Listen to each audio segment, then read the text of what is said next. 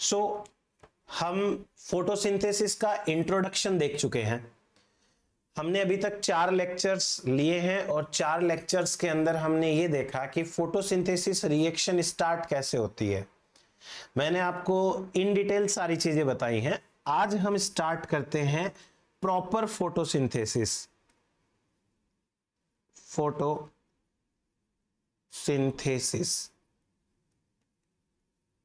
तो फोटोसिंथेसिस की proper reaction कैसे होगी वो हम आज बात करने वाले हैं। सबसे पहले फोटोसिंथेसिस रिएक्शन को, एक बहुत ब्रॉड रिएक्शन है ये, इसको 2 रिएक्शंस में या 2 पार्ट्स में डिवाइड करके पढ़ा जाता है। क्लोरोप्लास्ट आप सब लोगों ने देखा होगा कि ये क्लोरोप्लास्ट है। इस क्लोरोप्लास्ट के 2 पार्ट्स होते हैं। एक पार्ट होता है क्लोरोप्लास्ट का सॉलिड पार्ट जिसको कहते हैं अपन ग्रेनम, है ना, बहुत सारे होंगे। और दूसरा पार्ट होता है लिक्विड पार्ट जिसे कहते हैं हम स्ट्रोमा। तो बस क्लोरोप्लास्ट के इन्हीं 2 सॉलिड एंड लिक्विड पार्ट के बेसिस पे फोटोसिंथेसिस रिएक्शन को 2 पार्ट्स में डिवाइड करते हैं। एक को कहते हैं लाइट रिएक्शन, एक को कहते हैं डार्क रिएक्शन। तो चलिए हम स्टार्ट करते हैं एक छोटे इंट्रोडक्शन के साथ में। ये तो है सॉलिड पार्ट और ये हो गया लिक्विड पार्ट स्ट्रोमा। तो आप लोग लिखिए, जो मैं लिखवा रहा हूं एक लाइन मेंशन करिए। लिखिए based upon the site of occurrence, based upon the site of occurrence, photosynthesis reaction is divided into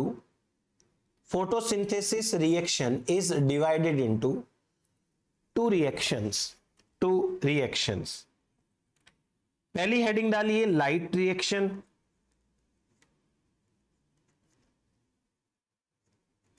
या इसको लाइट फेज भी बोल सकते हैं। और दूसरी हेडिंग डालिए डार्क रिएक्शन, जिसको डार्क फेज भी बोल सकते हैं। तो ये तो हो गई हमारे पास में 2 टाइप की फेजेस या 2 रिएक्शंस। अब इनके बारे में थोड़ी थोड़ी डिटेल में बात करते हैं कि क्या कैसे होती है। First of all, light reaction जिन वैज्ञानिक ने डिस्कवर करी उनके ऑनर में इसे कहते हैं हिल रिएक्शन। इसका एक और नाम है हिल रिएक्शन। और डार्क रिएक्शन को जिन्होंने डिस्कवर किया उनके ऑनर में इसका नाम है ब्लैकमैन रिएक्शन। तो ये तो हो गया डिस्कवरी के हिसाब से बात।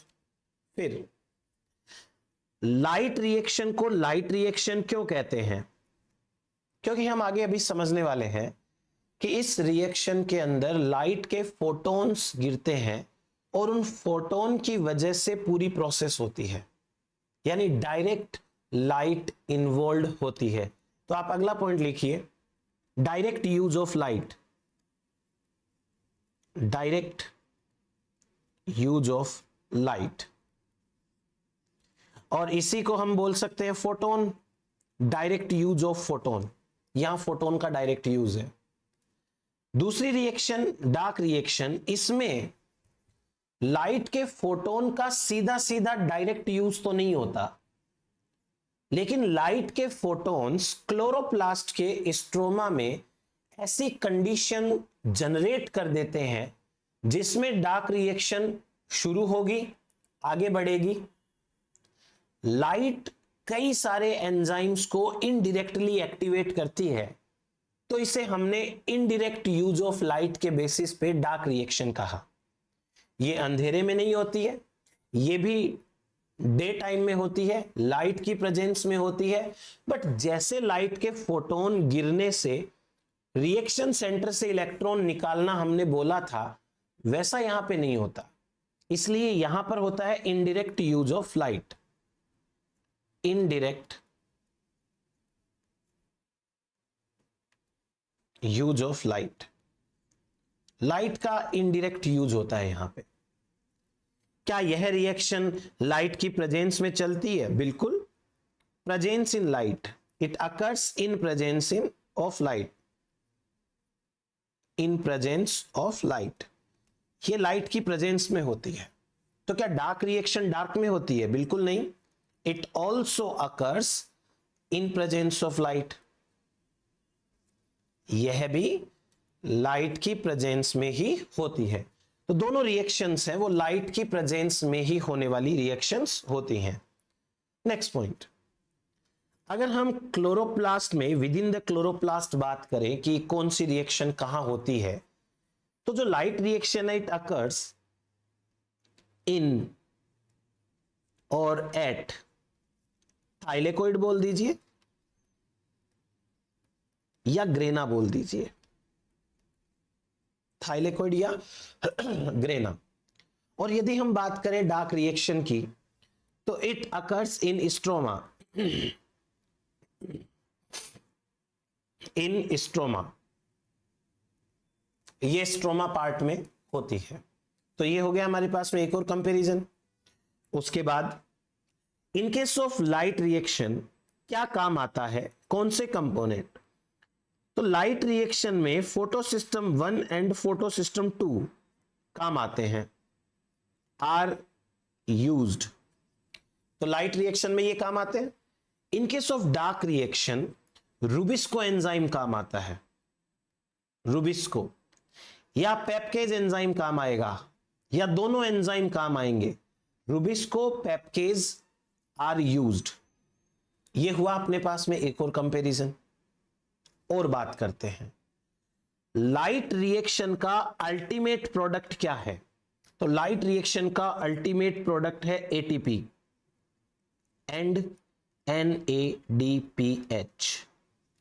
ये जो NADPH है ना, इसको बोलते हैं रिड्यूसिंग पावर।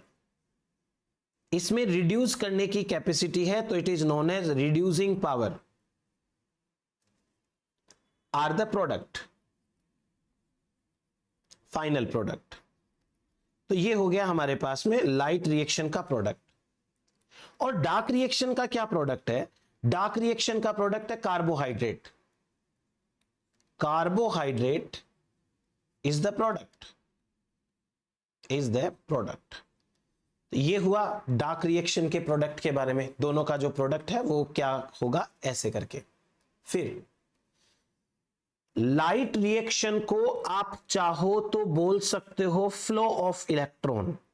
ये एक टाइप का फ्लो ऑफ इलेक्ट्रॉन होता है, फ्लो ऑफ इलेक्ट्रॉन।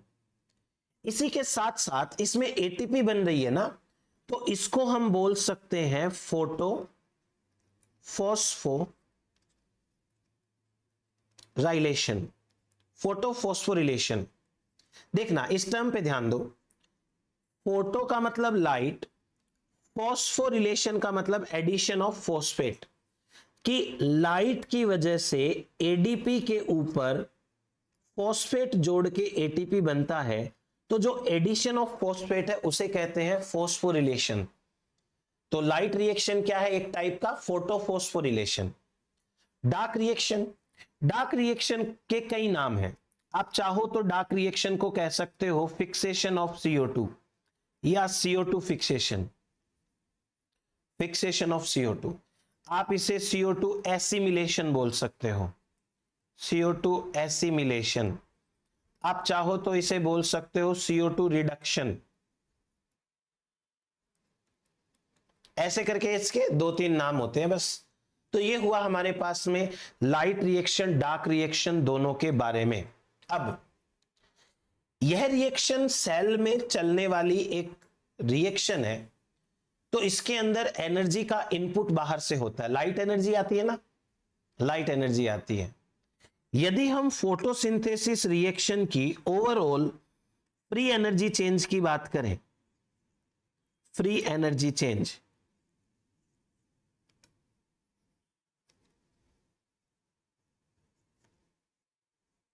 तो ओवरऑल फ्री एनर्जी चेंज आता है इसमें delta G0 equals two plus में 2840 kilo joule mole inverse, kilo joule mole inverse. ये हो गया हमारे पास में इसका फ्री एनर्जी चेंज। तो एक लाइन लिख लीजिए जैसे मैं लिखा रहा हूं आपको। लिखिए, photosynthesis is an endergonic reaction यानी एनर्जी इनपुट होती है।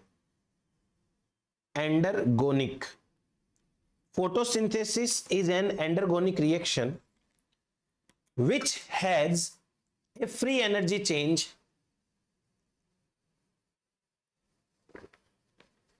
which has a free energy change of plus 2840 kilojoule per mole for the synthesis of hexose,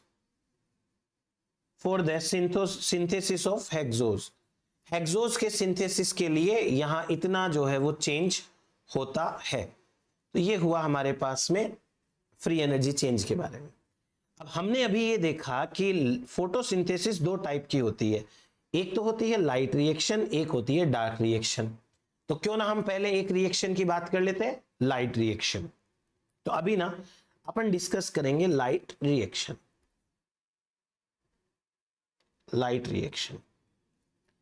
मैंने आपको लाइट रिएक्शन के अंदर लास्ट में ये बताया था कि light reaction is a type of electron flow, यह इलेक्ट्रॉन के फ्लो का एक टाइप है। तो इलेक्ट्रॉन का फ्लो दो टाइप का होता है। पहला होता है नॉन साइक्लिक, इसे कहते हैं नॉन साइक्लिक रिएक्शन बोल दीजिए, नॉन साइक्लिक इलेक्ट्रॉन फ्लो बोल दीजिए, वो आपकी मर्जी। इस नॉन साइक्लिक इलेक्ट्रॉन फ्लो को ही कहते हैं जेड स्कीम। तो ये तो हो गया अपने पास में एक। दूसरा कहलाता है साइक्लिक रिएक्शन। अब है ना, दोनों इलेक्ट्रॉन का फ्लो है, और आप खुद सोचो कि साइकिल का मतलब क्या होता है। साइकिल का मतलब है जहां से कोई चीज या कोई रिएक्शन स्टार्ट हो रही है, यदि वो वहीं तक वापस पहुंच जाए तो उसको हम बोलते हैं साइकिल। और नॉन साइकिल का मतलब जहां से स्टार्ट किया वहां नहीं पहुंचे तो उसे कहेंगे नॉन साइकिल। तो यहां से एक चीज तय हुई कि नॉन साइक्लिक इलेक्ट्रॉन फ्लो में इलेक्ट्रॉन वापस उस जगह नहीं पहुंचेंगे जहां से इलेक्ट्रॉन निकले हैं, जबकि साइक्लिक इलेक्ट्रॉन फ्लो में इलेक्ट्रॉन वहां वापस पहुंचेंगे जहां से वो निकले हैं।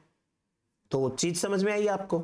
अब आगे बात करते हैं, इन दोनों को कंपेयर करते हैं। नॉन साइक्लिक इलेक्ट्रॉन फ्लो या नॉन साइक्लिक रिएक्शन में बेसिकली कौन इन्वॉल्व है। तो हम यहां लिख लेंगे photo system 2 and photo system 1 involve. अभी ना देखो, जो नहीं समझ में आ रहा है वो अभी छोड़ दो, 5 मिनट बाद सब समझ में आएगा। Photo system 2 and photo system 1 involve, ये इन्वॉल्व होते हैं। और यदि यहां पूछे कौन इन्वॉल्व होता है तो आप बोलोगे ओनली फोटो सिस्टम 1 इन्वॉल्व, यही इन्वॉल्व होता है, खाली एक। फिर यदि हम नॉन साइक्लिक रिएक्शन में ये बोलें कि भाई होती कहां है ये रिएक्शन, कहां, तो ग्रेना के अंदर होती, तो जैसे ग्रेना में है, लाइट रिएक्शन है वो ग्रेना में होती है, पर ग्रेना में कहां, एप्रेस्ड मेम्ब्रेन में या नॉन एप्रेस्ड मेम्ब्रेन में। तो आपका ध्यान जाना चाहिए फोटो सिस्टम 2 पे। फोटो सिस्टम 2 85% जो है वो नॉन एप्रेस्ड मेम्ब्रेन में है, इसलिए यह रिएक्शन एप्रेस्ड मेम्ब्रेन में होती है। It occurs in appressed membrane. और यदि बात की जाए साइक्लिक रिएक्शन की, तो साइक्लिक रिएक्शन में ओनली फोटो सिस्टम 1 है। फोटो सिस्टम 1 तो दोनों जगह है, तो यह रिएक्शन दोनों जगह होगी। ये होगी appressed and non appressed membrane.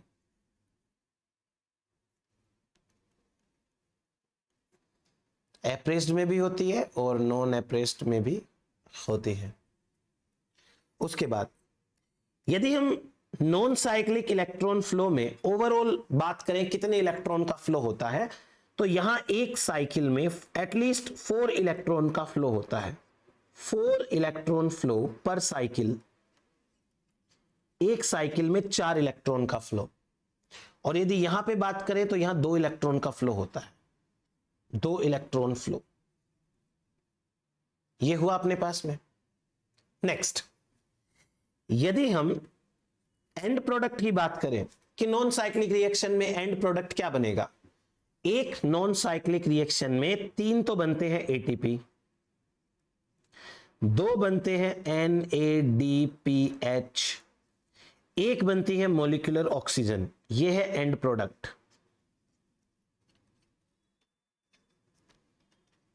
और यदि आपसे कोई यह पूछे कि भाई बताओ साइक्लिक रिएक्शन का एंड प्रोडक्ट क्या है, साइक्लिक रिएक्शन में बनते हैं only 2 ATP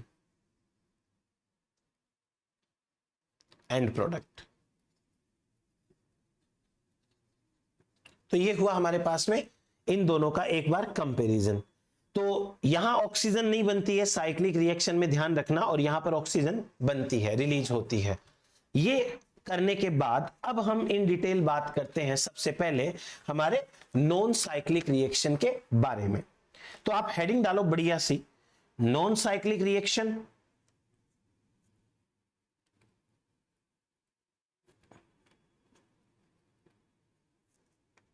non cyclic reaction, इसी का नाम क्या है, जेड स्कीम।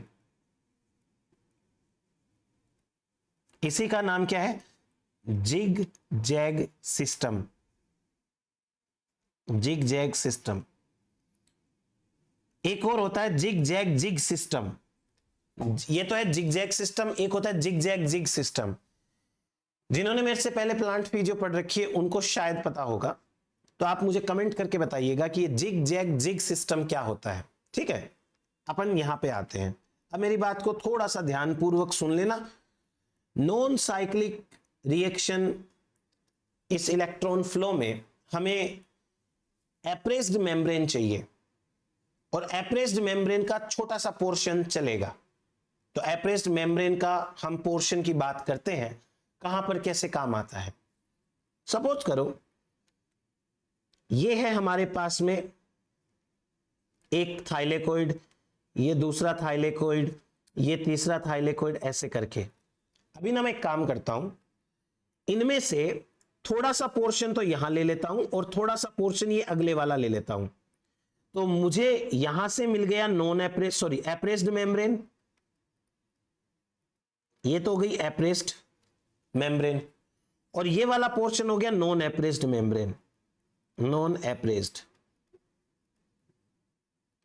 बाहर की साइड में है स्ट्रोमा, अंदर की साइड में ये है ल्यूमन। ये ल्यूमन हो गया, बाहर हो गया स्ट्रोमा। अब मैं ना जितना मैंने यहां ग्रीन कलर से किया है हाईलाइट, उतना पोर्शन उसको सीधा कर लेता हूं। आप सीधा करना समझते हो, मतलब इसको मुड़ा हुआ है, इसको सीधा कर लेंगे। तो जब मैं इसको सीधा करता हूं तो मेरे पास में ऐसी मान लीजिए एक मेम्ब्रेन आ गई, इस तरीके की मेम्ब्रेन। ये मेम्ब्रेन यहां पे ऐसे, ठीक है।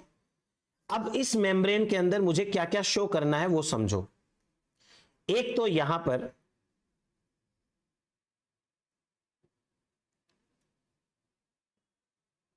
ये यहां पर फोस्फोलिपिड्स ऐसे प्रेजेंट होंगे, ऐसे करके, है ना, मतलब यहां तक लास्ट तक करना है इनको, ऐसे करके फोस्फोलिपिड्स प्रेजेंट होंगे। और फिर उसके बाद ये चीज शो करने की जरूरत नहीं है, ये मेम्ब्रेन सिंगल मेम्ब्रेन है, आप इसको डबल मेम्ब्रेन ना समझे, ये सिंगल मेम्ब्रेन है। और ये तो है मेम्ब्रेन,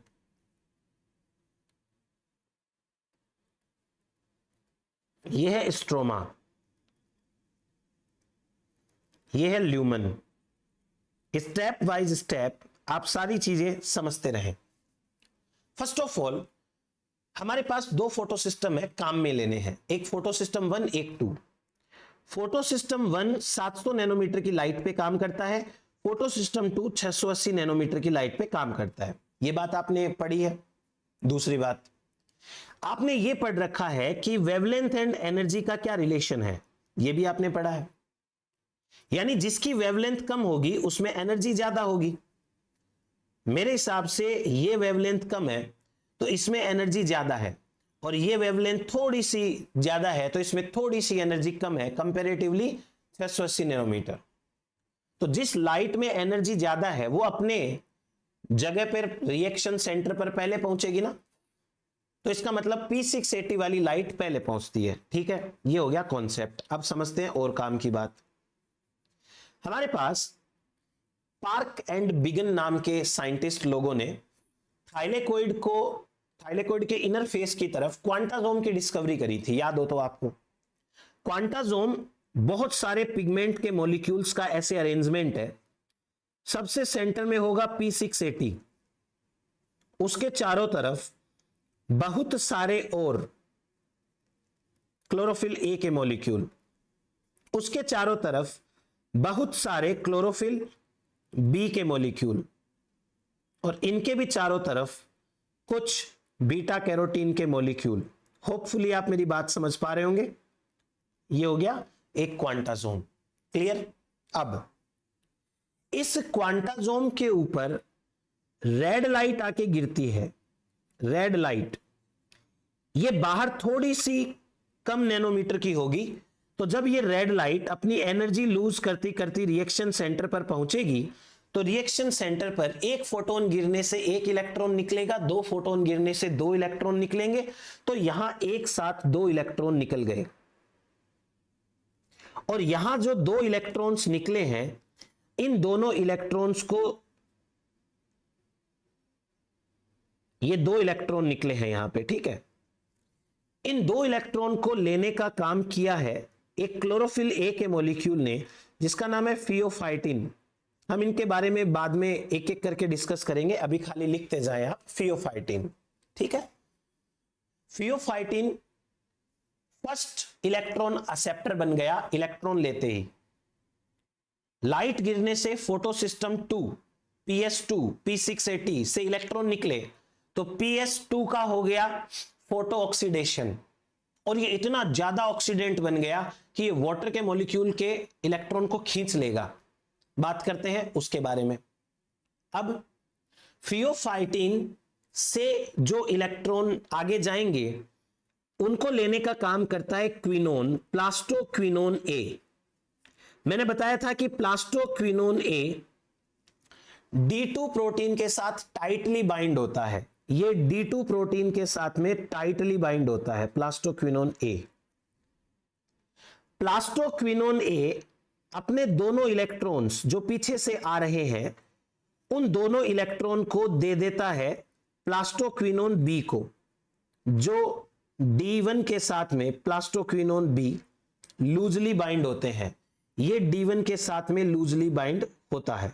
ठीक है, ये इलेक्ट्रॉन कैसे दिए जाते हैं उसकी एक बहुत इंटरेस्टिंग कहानी है। ये इलेक्ट्रॉन, दो इलेक्ट्रॉन 1 बाय 1 दिए जाते हैं, बाद में बताऊंगा। ठीक है, अब केवल इलेक्ट्रॉन देने से काम नहीं चलता। यहां स्ट्रोमा की साइड से एक इलेक्ट्रॉन के बदले दो प्रोटॉन, मेरी बात ध्यान से सुनना, पीछे से दो इलेक्ट्रॉन आ रहे हैं ना, पीछे से जो दो इलेक्ट्रॉन आ रहे हैं, वे दो इलेक्ट्रॉन 1 इलेक्ट्रॉन एंड 1 इलेक्ट्रॉन की फॉर्म में आते हैं PQB के साथ। PQB क्या करता है, यहां से टोटल 2 प्रोटॉन प्लस 2 प्रोटॉन को एक्सेप्ट करता है। स्टेप बाय स्टेप में होगा, मैं तो खाली आपको बात बता रहा हूं। ठीक, 2 प्रोटॉन एक इलेक्ट्रॉन के बदले और 2 प्रोटॉन एक इलेक्ट्रॉन के बदले एक्सेप्ट करेगा।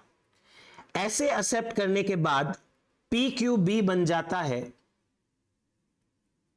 PQBH2। ये बन गया PQBH2। अब ये जो PQBH2 बना, ये जैसे ही इसने इलेक्ट्रॉन प्रोटॉन लिए, ये D1 प्रोटीन से हट जाएगा, और ये D1 प्रोटीन से हटके मेम्ब्रेन के अंदर मूव करेगा। अब हमारे पास एक बहुत बड़ा सा multi sub unit enzyme complex present होता है, जिसका नाम है साइटोक्रोम B6F कॉम्प्लेक्स।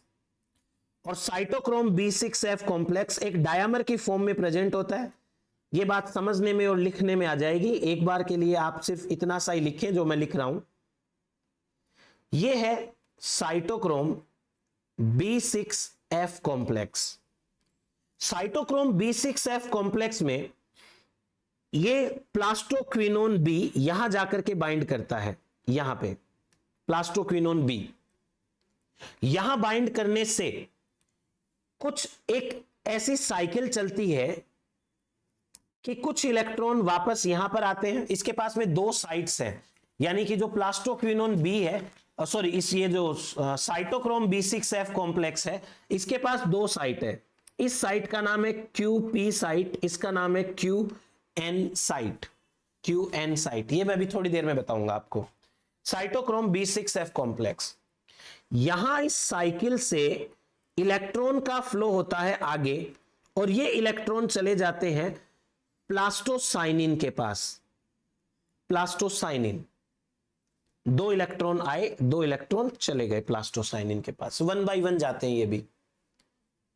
और यहां आपको एक सिंपल सी चीज समझ में आई, मैंने यहां पर कुछ क्यू शेप के अंदर यहां से स्टार्ट करके और यहां से स्टार्ट करके ऐसे करके इंग्लिश अल्फाबेट क्यू के जैसे एक साइकिल बनाई, इसे कहते हैं क्यू साइकिल। ये मैं बाद में फिर बता दूंगा, इसको बोलते हैं क्यू साइकिल। क्यू साइकिल कहां होती है? साइटोक्रोम B6F कॉम्प्लेक्स में। मैं सारी चीज बता दूंगा, आप टेंशन मत लेना। जो इलेक्ट्रॉन आगे गए वो तो गए, लेकिन PQB के पास में तो प्रोटॉन भी थे। ये प्रोटॉन इधर छोड़ दिए जाएंगे, ये प्रोटॉन जो है वो इधर छोड़ दिए जाएंगे। टोटल कितने प्रोटॉन छोड़े जाएंगे? 4 प्रोटॉन। सब समझा दूंगा मैं, टेंशन मत लेना। 4 प्रोटॉन। क्लियर हुआ ये?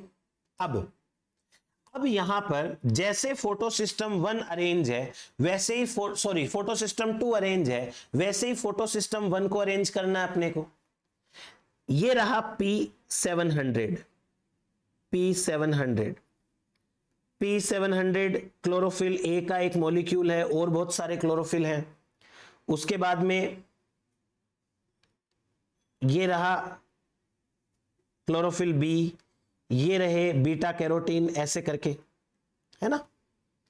जैसे यहां रेड लाइट आई थी वैसे यहां पे फार रेड लाइट आएगी। Far red light, far red light आएगी, यहां पे गिरेगी फोटो सिस्टम 1 पे, तो फोटो सिस्टम 1 से 2 इलेक्ट्रॉन्स निकल जाएंगे। पर 2 इलेक्ट्रॉन प्लास्टोसाइनिन वापस इसको दे देगा, तो इसकी तो कोई टेंशन नहीं है, ये 2 इलेक्ट्रॉन इसको वापस मिल गए।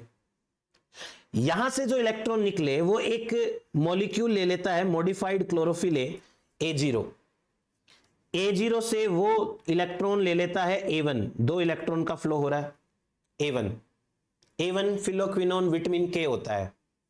A1 से ये इलेक्ट्रॉन लेने का काम करता है एक छोटा सा प्रोटीन जिसका नाम है आयरन सल्फर X। ये आयरन सल्फर X से इलेक्ट्रॉन लेने का काम करता है आयरन सल्फर A। ये आयरन सल्फर A से इलेक्ट्रॉन लेने का काम करता है B। अब उसके आगे स्ट्रोमा पार्ट के अंदर फेरेडॉक्सिन होता है, बनाया हुआ है अपन ने फेरेडॉक्सिन, ये इलेक्ट्रॉन को ले लेता है। इसने लिए 2 इलेक्ट्रॉन, ठीक है, ये 2 इलेक्ट्रॉन इसने लिए। 2 इलेक्ट्रॉन इसने लिए, ये इलेक्ट्रॉन लेके क्या करेगा सुनिए। यहां पर एक मेम्ब्रेन एसोसिएटेड प्रोटीन है जिसका नाम है FNR। इसका नाम भी इसके काम के अकॉर्डिंग रखा गया है, देखना कैसे। F का मतलब फेरेडॉक्सिन, N का मतलब NADP, R का मतलब रिडक्टेज। यह फेरेडॉक्सिन से इलेक्ट्रॉन लेता है, NADP को देता है, NADP को देता है और उसे बना देता है NADPH। फेरेडॉक्सिन से इलेक्ट्रॉन लिए, NADP को दिए और रिडक्शन रिएक्शन करी, तो इसका नाम है फेरेडॉक्सिन NADP रिडक्टेज। जिससे इलेक्ट्रॉन लेते हैं उसका नाम पहले लिखते हैं, जिसको इलेक्ट्रॉन देते हैं उसका नाम बाद में लिखते हैं, और जो टाइप की रिएक्शन है उस रिएक्शन का नाम लिख देते हैं। तो ये रिडक्शन रिएक्शन में पार्टिसिपेट कर रहा है, ये मेम्ब्रेन एसोसिएटेड FNR होता है। फिर अभी और चीजें बाकी हैं, फिर मैं एक बार वापस एक्सप्लेन करूंगा आपको। यहां पर एक और एंजाइम कॉम्प्लेक्स बड़ा सा प्रेजेंट होता है जिसका नाम है एटीपी सिंथेज। यह है एटीपी सिंथेज, एटीपी सिंथेज, ये एटीपी सिंथेज है। कैसे काम करता है उसको समझने के लिए हमें वापस से एक बार ये रिएक्शन समझनी पड़ेगी। सबसे पहले आप ये समझो कि ओवरऑल रिएक्शन के अंदर हमको ये पता चल गया कि वाटर के 2 मॉलिक्यूल टूटेंगे, 2 से कम नहीं टूटते हैं, मिनिमम 2 टूटते हैं। तो यहां देखना एक बार ध्यान से, ल्यूमन के अंदर वाटर के 2 मॉलिक्यूल टूटे, 2 वाटर के मॉलिक्यूल टूटते हैं। एंजाइम काम आएगा water oxidising enzyme complex. 2 water के मॉलिक्यूल टूटने से 4 इलेक्ट्रॉन बनते हैं, तो मैं 2 इलेक्ट्रॉन प्लस 2 इलेक्ट्रॉन की फॉर्म में लिख लेता हूं।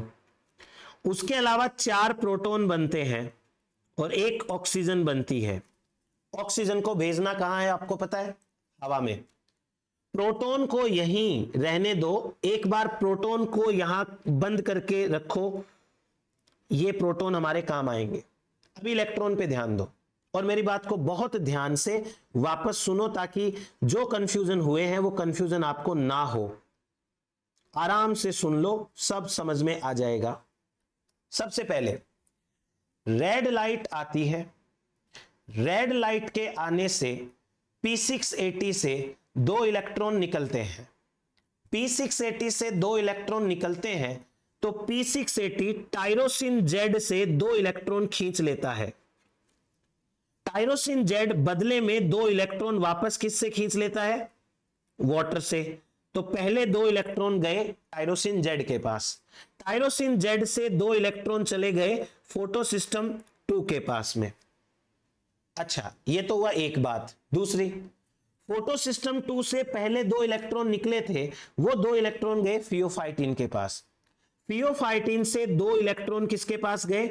प्लास्टोक्विनोन ए के पास। प्लास्टोक्विनोन ए 2 इलेक्ट्रॉन किसको पास करता है? प्लास्टोक्विनोन बी को। बट प्लास्टोक्विनोन बी की एक खास बात है, प्लास्टोक्विनोन बी 1 इलेक्ट्रॉन के बदले 2 प्रोटॉन को लेता है, 1 इलेक्ट्रॉन के बदले 2 प्रोटॉन को लेता है। तो यहां तो 2 इलेक्ट्रॉन है ना, 2 इलेक्ट्रॉन के बदले ये कितने प्रोटॉन को लेगा? 4 प्रोटॉन को लेगा। और वो कैसे लेगा वो थोड़ी देर बाद समझ में आएगा, अभी यहां पर कंफ्यूज मत होना। ये 2 बार बनता है, प्लास्टोक्विनोन BH2 2 बार बनता है, तो आप टेंशन मत लेना, समझ में आ जाएगा। आपको क्या कॉन्सेप्ट याद रखना है? 1 इलेक्ट्रॉन बराबर 2 प्रोटॉन लेता है। तो यहां कितने इलेक्ट्रॉन आ रहे हैं? 2 इलेक्ट्रॉन। तो 2 इलेक्ट्रॉन के लिए टोटल कितने प्रोटॉन लेगा? 4। 1 इलेक्ट्रॉन के लिए 2 प्रोटॉन, तो 2 इलेक्ट्रॉन के लिए 4 प्रोटॉन। ये PQBH2 2 बार बनेगा, 2 बार बनेगा, ठीक है। फिर उसके बाद में 2 इलेक्ट्रॉन आए, 2 इलेक्ट्रॉन आए, वो 2 इलेक्ट्रॉन चले गए, एक क्यू साइकिल सी बनती है उसके द्वारा प्लास्टोसाइनिन के पास में। और जो 4 प्रोटॉन है, कौन से वाले 4 प्रोटॉन? यह 4 प्रोटॉन, यह 4 प्रोटॉन यहां छोड़ दिए गए, ये 4 प्रोटॉन यहां छोड़ दिए गए।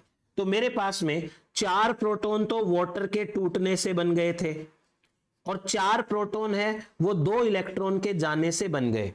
अब आगे बात करते हैं। जब ये 2 इलेक्ट्रॉन प्लास्टोसाइनिन तक पहुंचते हैं तब तक फारेड लाइट गिर जाती है P700 के ऊपर। P700 से 2 प्रोटॉन निकले, 2 इलेक्ट्रॉन निकले, 2 इलेक्ट्रॉन चले गए A0 के पास, A0 से A1, A1 से FeSX, FeSX से FeSA, फिर FeSB, उसके बाद में फेरेडॉक्सिन, फेरेडॉक्सिन के बाद में 2 इलेक्ट्रॉन FNR, FNR के बाद में NADP के पास, और NADPH का एक मॉलिक्यूल बन गया। ये तो साइकिल है 2 इलेक्ट्रॉन की। 2 इलेक्ट्रॉन का फ्लो ऐसे होता है। रेड लाइट गिरती है फोटोसिस्टम 2 के ऊपर तो 2 इलेक्ट्रॉन निकलते हैं और 2 इलेक्ट्रॉन पीछे से वापस मिल जाते हैं और पहले के 2 इलेक्ट्रॉन आगे जाते हैं, तो ये साइकिल हो जाती है।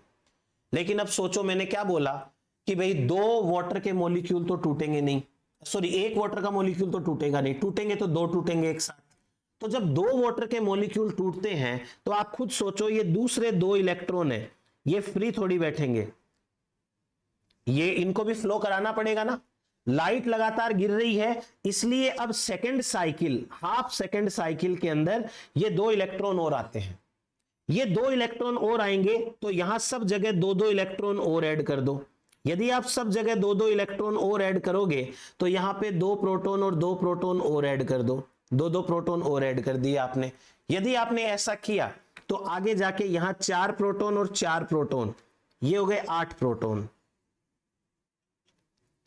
ठीक है, ये 8 प्रोटॉन और आ गए इधर की साइड में। और यदि आपने 2 प्रोटॉन ऐड किए हैं तो 2 इलेक्ट्रॉन ऐड किए हैं तो हर जगह 2 इलेक्ट्रॉन ऐड कर दो, यहां 2 इलेक्ट्रॉन ऐड कर दो, यहां 2 इलेक्ट्रॉन ऐड कर दो, यहां 2 और इलेक्ट्रॉन ऐड कर दो। 2 इलेक्ट्रॉन से एक NADPH बनता है, तो भाई 4 इलेक्ट्रॉन से तो 2 बनेंगे। ये तो बात होगी NADPH बनने की। अभी मैं फिर एक बार बैलेंस करके बता दूंगा, आप बिल्कुल टेंशन मत लो। अब एक बार ल्यूमन को देखो। ल्यूमन के अंदर मेरे पास में 3 ग्रुप हैं 4-4 प्रोटॉन के। पहले 4 प्रोटॉन तो सीधे सीधे वाटर से आए, दूसरे 4 प्रोटॉन इन 2 इलेक्ट्रॉन से आए और दूसरे 4 प्रोटॉन इन 2 इलेक्ट्रॉन से आए। तो कुल मिलाकर के 4-4-4 के 3 ग्रुप बन गए। अब यही 4 प्रोटॉन, 4 प्रोटॉन और 4 प्रोटॉन एटीपी सिंथेज से वापस बाहर जाएंगे। यही 4-4-4 एटीपी सिंथेज से वापस कहां जाएंगे? Lumen to stroma. ये 4, ये 4 और ये 4 किधर जाएंगे? ये जाएंगे इधर से इधर वाली डायरेक्शन में। 12 प्रोटॉन इधर वापस आएंगे। तो 12 प्रोटॉन आने से 3 एडीपी 3 एटीपी में कन्वर्ट हो जाएगी। तो ये हो गई हमारे पास में ओवरऑल साइकिल। 3 एटीपी बन गए 3 एडीपी से और 2 NADPH बन गए 2 NADH से। हो गया हमारे पास में काम कंप्लीट। अब मैं आपको यही चीज वापस से एक बार और एक्सप्लेन कर देता हूं। मेन जहां पर कंफ्यूजन रहता है मैं सिर्फ वो पॉइंट आपको बता देता हूं। पहला पॉइंट कि भाई यहां पर 12 प्रोटॉन कैसे आए, तो समझ लो। ये समझना है हमको यहां पर कि फर्स्ट 4 प्रोटॉन ये आते हैं फ्रॉम वाटर, फ्रॉम 2H2O। ठीक है ना, ये तो 2 वाटर से आ गए। उसके बाद जब इलेक्ट्रॉन का फ्लो प्लास्टोक्विनोन BH2 से साइटोक्रोम B6F कॉम्प्लेक्स की ओर होता है, तो एक टाइम में एक इलेक्ट्रॉन को आगे पास करके एक इलेक्ट्रॉन वापस घुमा लेते हैं, लेकिन 2 प्रोटॉन इधर छोड़ दिए जाते हैं। यानी इस पूरी साइकिल में in Z scheme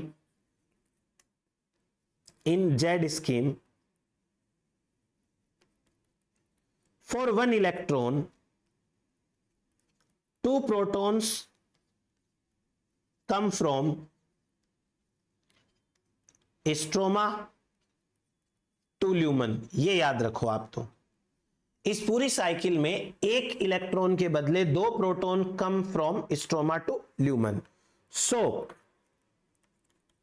for 4 electron of 2H2O total कितने आएंगे? 8 protons come from stroma to lumen. सही है, वापस देख लो। ये वाले 2 इलेक्ट्रॉन जब आगे बढ़ेंगे तो उनके बदले ये पहले 4 प्रोटॉन आएंगे, और ये वाले 2 इलेक्ट्रॉन आगे बढ़ेंगे तो उनके बदले ये 4 प्रोटॉन आएंगे। ऐसा करने के कारण आपका 8 प्रोटॉन इधर आते हैं, और 4 प्रोटॉन तो वाटर के खुद के हैं। हो गए ना टोटल 12 प्रोटॉन। फिर उसके बाद में 2 इलेक्ट्रॉन बनाते हैं एक NADPH। तो हमें तो 4 इलेक्ट्रॉन है ना इस साइकिल के अंदर, तो 4 इलेक्ट्रॉन बनाएंगे 2 NADPH। अब थोड़ा सा आप मेहनत करके दोबारा तिबारा सुन लेना, बाकी बातें अपन जो है वो डाउट में कर लेंगे। इतना हो गया। अब मैं आपको इसकी थ्योरी लिखवाता हूं, आप थ्योरी लिखना चालू करें और जो मैं समझा रहा हूं वो समझे। चलिए, इसमें थोड़ी चीजें हैं वो आप लिखिए। This reaction was discovered by Hill and Bandel. This reaction was discovered by Hill and Bandel. It is known as Z scheme due to its shape. Due to its shape. अपनी शेप के कारण इसको Z scheme कहते हैं। समझ में आ ही गया होगा कैसे। जैसे इलेक्ट्रॉन का फ्लो यहां से ऐसे जाके ऐसे होता है, ठीक है, इसको उल्टा करो ये जेड बन जाएगा ऐसे, ठीक। अब समझते हैं आगे। इसकी शेप है वो जेड जैसी आती है, क्यों आती है? उसके लिए आपको एक छोटा सा कॉन्सेप्ट समझना पड़ेगा। क्या कॉन्सेप्ट समझना है? एक कॉन्सेप्ट है redox potential. Redox potential. Redox potential का मतलब सबसे सिंपल लैंग्वेज में आपको मैं समझाऊं तो यह होता है कि कोई भी एटम या कोई भी मॉलिक्यूल कितनी जल्दी इलेक्ट्रॉन को लेता है, अपने पास रखता है और अगले को देता है। यानी एक तरीके से उसकी इलेक्ट्रॉन को लेने की टेंडेंसी या एक तरीके से उसके खुद के रिड्यूस होने की टेंडेंसी, उसे कहते हैं redox potential. Tendency to get reduced, to get reduced, और the capacity to take electrons. ठीक है, हर मॉलिक्यूल की अपनी अपनी कोई ना कोई कैपेसिटी होती है जिसके अनुसार वो इलेक्ट्रॉन को लेता है, अपने पास रखता है और कुछ देर के बाद में छोड़ देता है, अगले को दे देता है। इसे कहते हैं रिडॉक्स पोटेंशियल।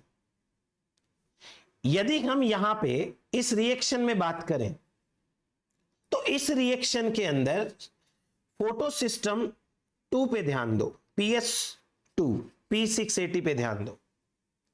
यह P680 अपने आप तो इलेक्ट्रॉन को छोड़ नहीं रहा था। P680 अपने आप थोड़ी ना इलेक्ट्रॉन को छोड़ रहा था, ये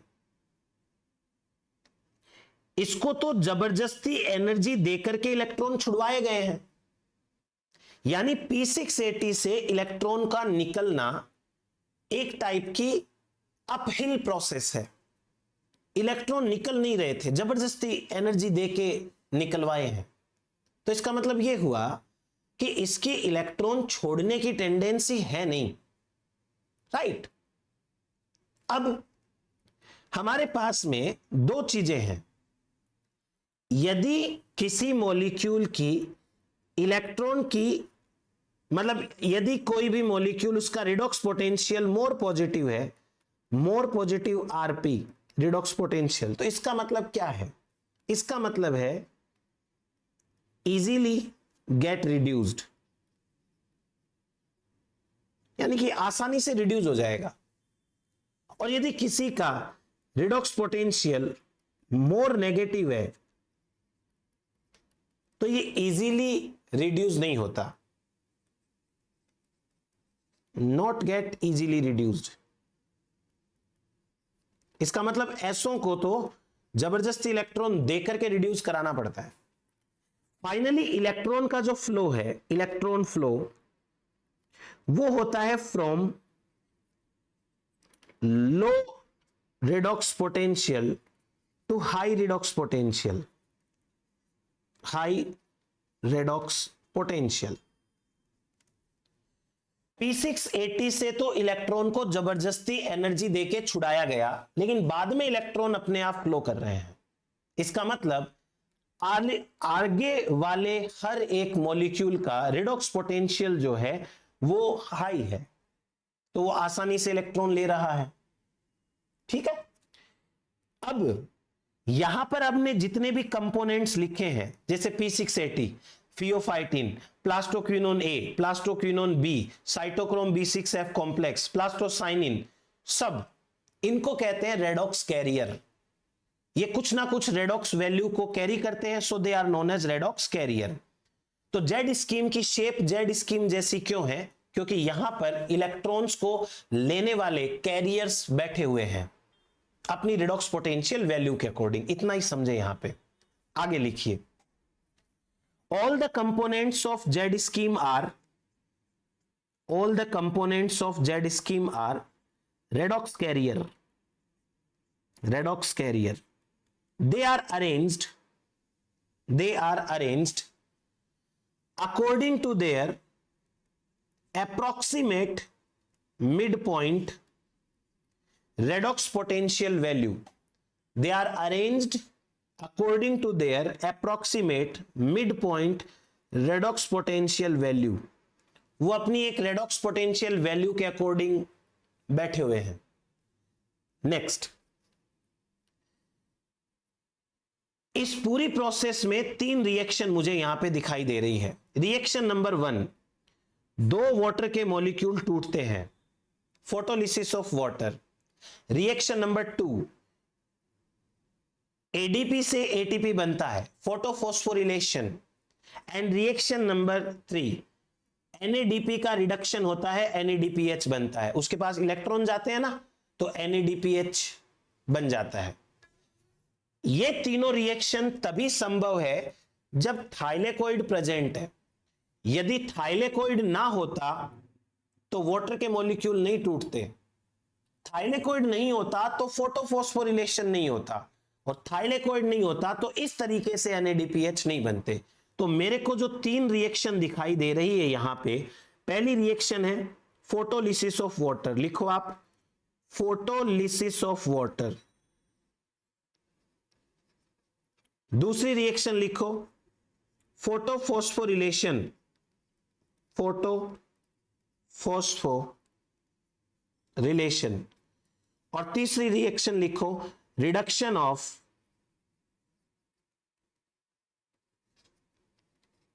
NADP। All these 3 reactions are collectively known as thylakoid reaction, thylakoid reaction because they occur due to the thylakoid membrane। वो thylakoid membrane की वजह से चलती हैं, तो इनको हम कहते हैं thylakoid reaction। देन आप ये भी देखिए कि थाइलेकोइड रिएक्शन के अंदर एक खास चीज, थाइलेकोइड की मेम्ब्रेन में एक खास चीज हो रही है। इलेक्ट्रॉन एक जना छोड़ रहा है, दूसरा जना ले रहा है। जिसने इलेक्ट्रॉन छोड़े उसका हुआ ऑक्सीडेशन। लॉस ऑफ इलेक्ट्रॉन क्या होता है, साइड में लिख लेना।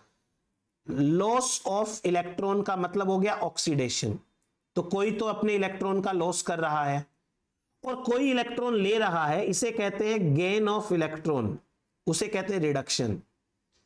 जैसे फियोफाइटिन ने इलेक्ट्रॉन छोड़े, PQA ने ले लिए, PQA ने छोड़े, PQB ने ले लिए। जिसने लिए उसका रिडक्शन, जिसने छोड़े उसका ऑक्सीडेशन। तो ये हो गया coupled oxidation reduction.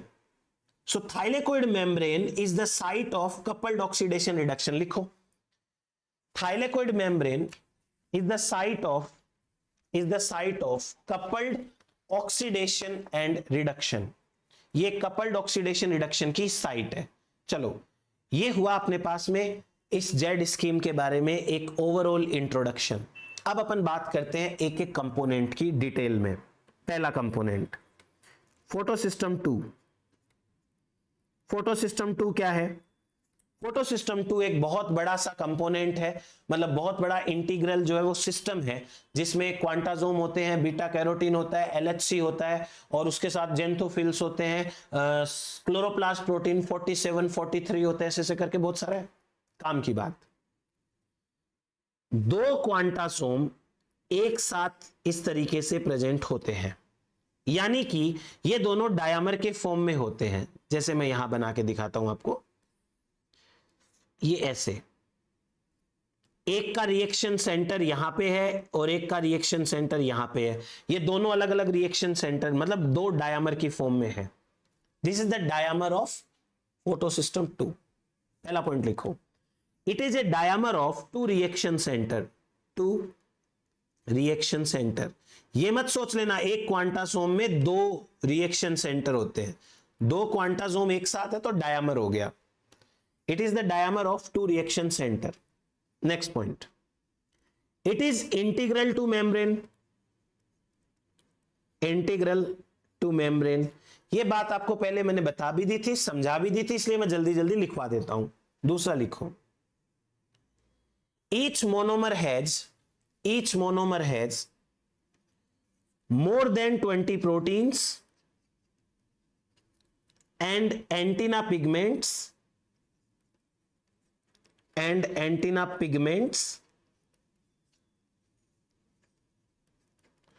and several lipids and many lipids, कई लिपिड होते हैं। Next point, D1 and D2 proteins, D1 and D2 proteins bind with P680, pheophytin, P680, pheophytin and PQA and PQB। तो D1 and D2 protein इतने सारे और component के साथ में बाइंड होते हैं। तो ये हो गया अपने पास। Next, CP43 and CP47 bind with core antenna pigment, bind with core antenna pigment। इसका मतलब chlorophyll A and beta carotene, इनके साथ में ये बाइंड होते हैं। नेक्स्ट, फोटोसिस्टम 2 या P680 acts as water plastoquinone oxidoreductase, water plastoquinone oxidoreductase. इसका मतलब क्या हुआ कि P680, जैसे ये मैं P680 लिखूं तो इसने दो वाटर के मॉलिक्यूल तुड़वा दिए ना, तो वाटर का तो ऑक्सीडेशन हो गया, वाटर का लॉस ऑफ इलेक्ट्रॉन हो गया, ऑक्सीडेशन। तो वाटर का ऑक्सीडेशन, और इसकी वजह से PQ प्लास्टोक्विनोन को इलेक्ट्रॉन जाएंगे आगे, तो प्लास्टोक्विनोन का हो गया रिडक्शन, रिडक्टेज। तो P680 क्या काम करता है, ये वाटर का ऑक्सीडेशन कराता है ऑक्सीडेज की तरह, और प्लास्टोक्विनोन का रिडक्शन कराता है तो रिडक्टेज की तरह काम करता है। तो it acts as water plastoquinone oxido reductase. ये हो गई अपने पास बात। आगे बात करते हैं। जब वाटर से जब फोटोसिस्टम 2 P680 से इलेक्ट्रॉन निकल जाते हैं तो इसका इतना स्ट्रॉन्ग ऑक्सीडेंट बन जाता है कि ये वाटर के इलेक्ट्रॉन को खींच लेता है। मैंने बताया था आपको लास्ट क्लास के अंदर, लिखिए ये बात। फोटो ऑक्सीडाइज्ड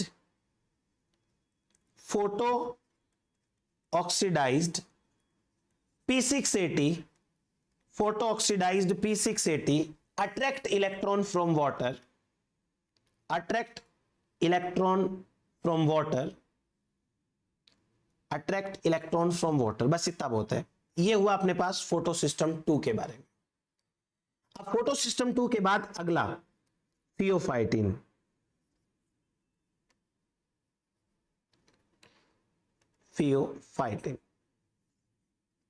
फियोफाइटिन क्या है देखते हैं। फियोफाइटिन, सबसे पहले मैंने आपको यह बताया था कि एक क्वांटासोम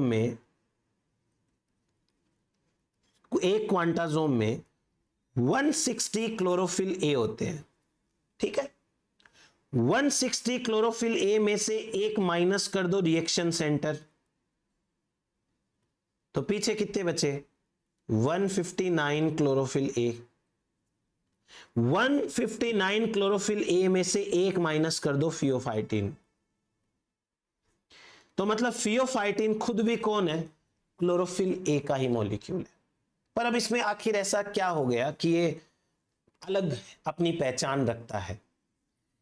अगर मैंने आपको नॉर्मल एक क्लोरोफिल की स्ट्रक्चर बताई हो और आपको याद हो तो कुछ ऐसा टेट्रापाइरोल हेड जैसा कुछ बताया था, सेंटर में मैग्नीशियम होता है और ऐसे करके कुछ तो मैंने बात करी थी।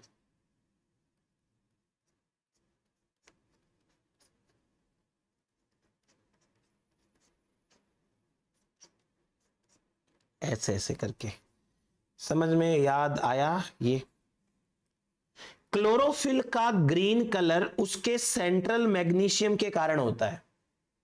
मैग्नीशियम पे 2+ चार्ज है ना। अब यहां क्या होगा कि मैग्नीशियम जो सेंटर में है वो तो हट जाएगा और उसके प्लस चार्ज को बैलेंस करने के लिए 2 प्रोटॉन यहां सेंटर में आ जाते हैं। इसे कहते हैं फियोफाइटिन।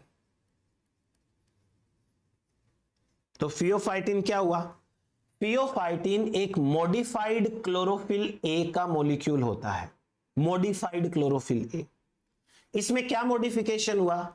इसके अंदर सेंट्रल मैग्नीशियम की जगह प्रोटॉन आ गए और इससे क्या हो जाता है? इससे ये कलरलेस बन जाता है। कलरलेस, क्योंकि जो कलर था वो मैग्नीशियम के कारण था। बस ये इसकी बातें। फर्स्ट इलेक्ट्रॉन एक्सेप्टर होता है, वहीं क्वांटाजोम में पास में प्रेजेंट होता है। इतनी सी बात है, लिखो। It is a modified chlorophyll A in which central magnesium is absent and replaced by 2 protons. It is modified chlorophyll A in which central magnesium is absent, in which central magnesium is absent and replaced by 2 proton. Next point. Due to the absence of, लिखो, due to the absence of magnesium, it becomes colorless. Due to the absence of magnesium, it becomes colorless. Next point. It is the first electron acceptor of Z scheme. It is the first electron acceptor of Z scheme. Next point. It transfers its electrons to a complex of 2 प्लास्टोक्विनोन्स। ये अपने electron को 2 plastoquinone के complex को transfer कर देता है। चलो, ये बात हो गई अपने फियोफाइटिन के बारे में। अब बात करते हैं प्लास्टोक्विनोन्स के बारे में।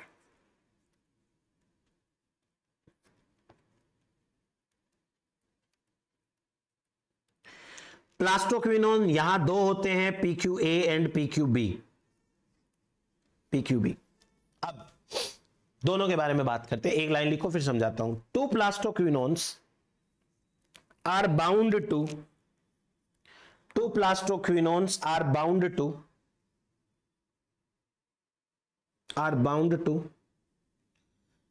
the reaction center. Next point. The reduction of 2 plastoquinones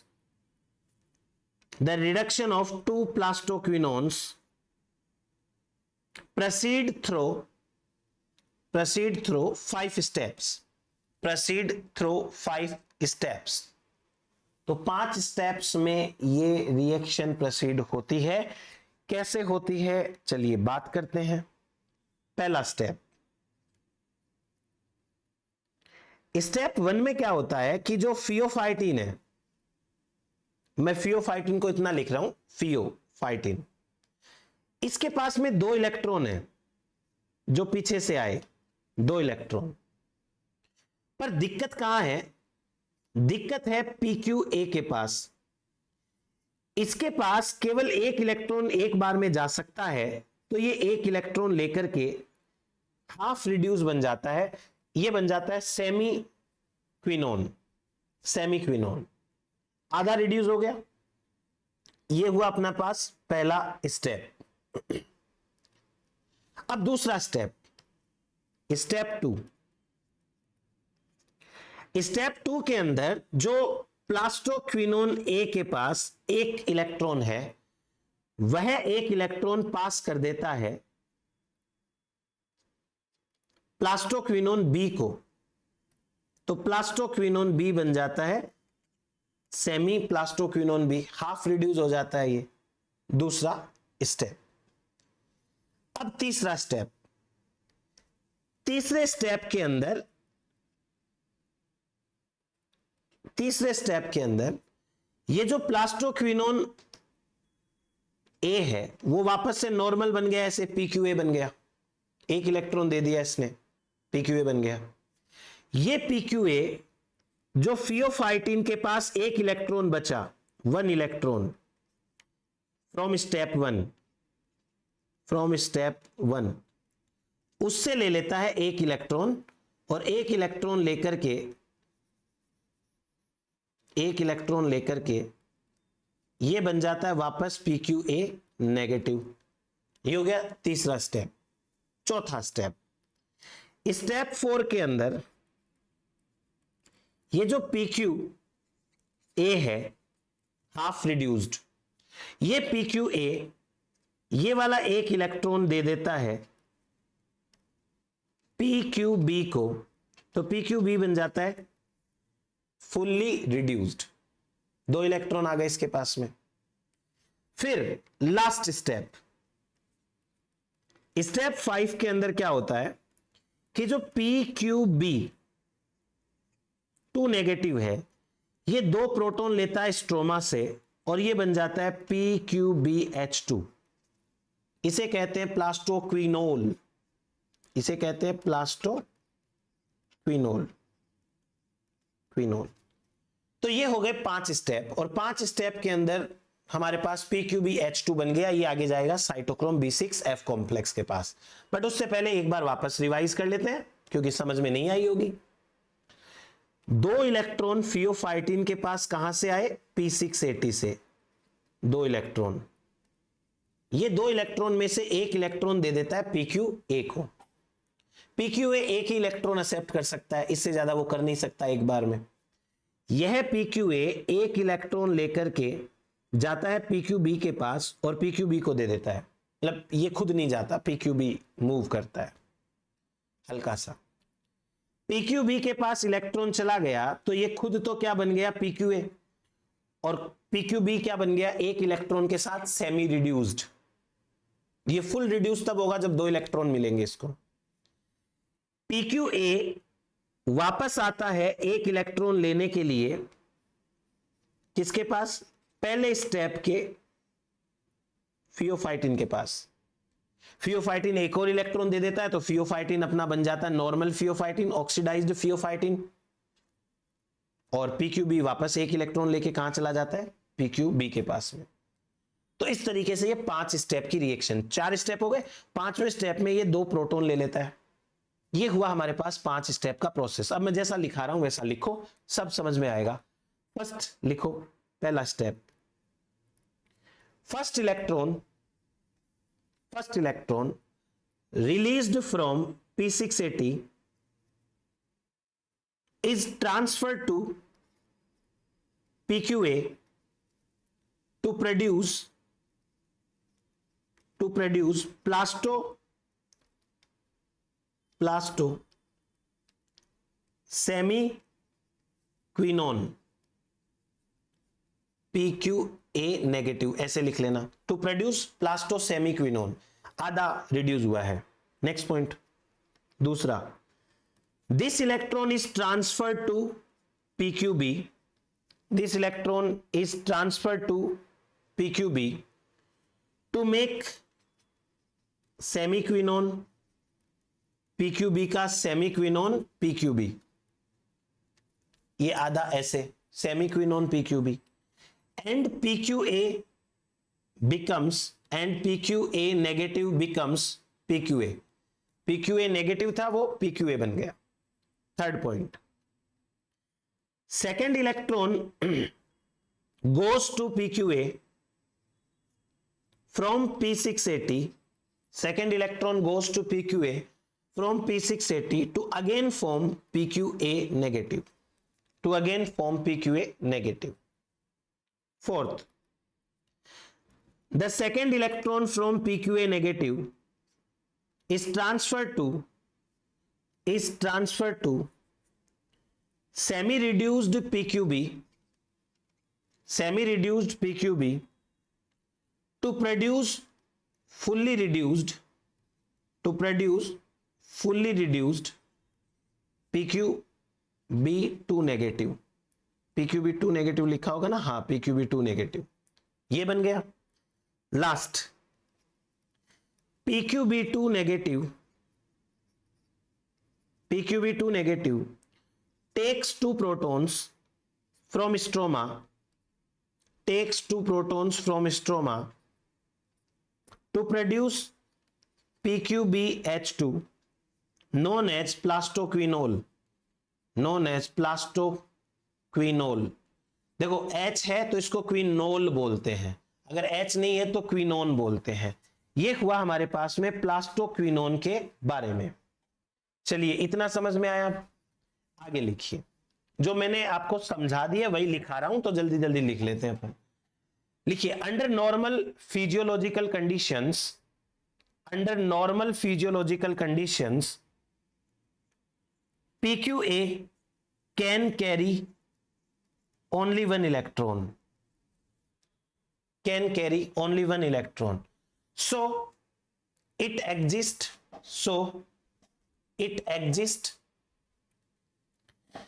in two forms।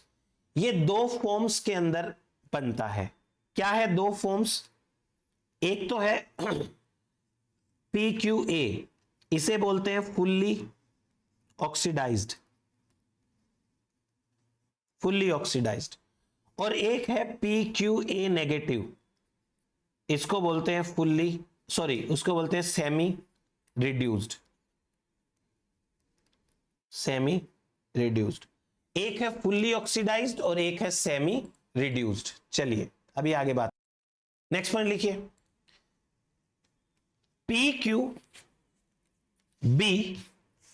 PQB can carry two electrons, so it can occur in three forms। PQB can carry two electrons, so it can occur in three forms। कौन सी three forms? ऐसे लिखो, PQB negative and PQB2 negative, fully oxidised, ये fully reduced, और ये semi reduced. तो ये तीन form के अंदर प्रेजेंट होता है। Next, when PQB2 negative receives two protons from stroma, when PQB2 negative receives two protons from stroma, it dissociates from D1 protein,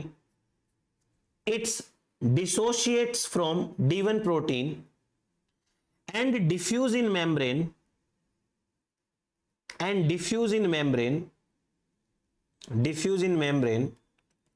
to cytochrome B6F complex, so PQB is an mobile electron carrier। तो PQB क्या है? एक type का mobile electron carrier है, move कर सकता है ना मेम्ब्रेन के अंदर। जैसे ये लिपिड की बनी हुई मेम्ब्रेन है ना, ये इस तरीके से पूरी मेम्ब्रेन है, तो इसके अंदर PQB ऐसे मूव कर सकता है, यहां से जा सकता है।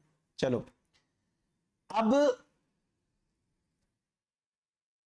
नेक्स्ट लिखिए आप साइटोक्रोम B6F कॉम्प्लेक्स। ठीक है, अभी यही लिखेंगे, साइटोक्रोम B6F कॉम्प्लेक्स।